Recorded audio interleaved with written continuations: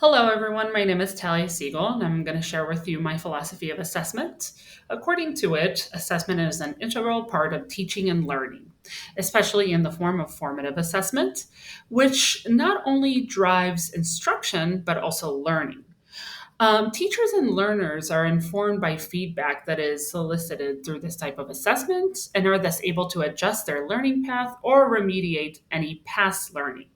Now, because formative assessments drive teaching and learning, students have an active role in assessment. Formative assessments give learners information about their learning and encourage reflective practices about their learning and also how they learn or their metacognition. This way, students become active participants in their learning process. These two key functions of assessments are important for any classroom, but particularly for the online classroom. Because students in online classes are often more isolated from their peers or their instructor, the emphasis on formative assessments is even more important. Formative assessments, whose main purpose is to provide feedback, include valuable information that not only informs teaching and learning, but also the students themselves in their own learning process as active participants within it. Without this type of assessment, this elicits evidence of learning. Students can have very little control over their learning as they remain practically unaware of their progress or whether it's aligned with learning objectives at all.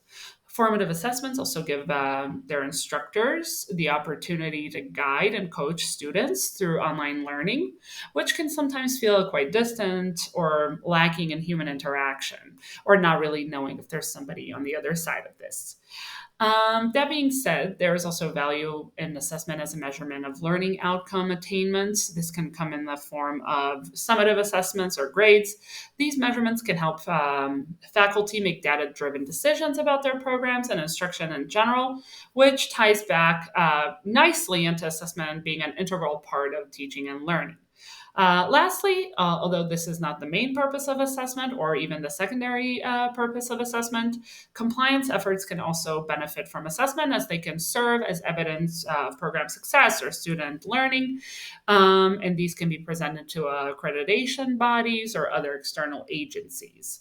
So, in summary, although there is value in assessment as a measurement tool and also as a part of compliance efforts, I think the main purpose of assessment is to be part of teaching and learning, but also as a tool in a student centered learning environment. Thank you for listening, and I can't wait to hear about your philosophies.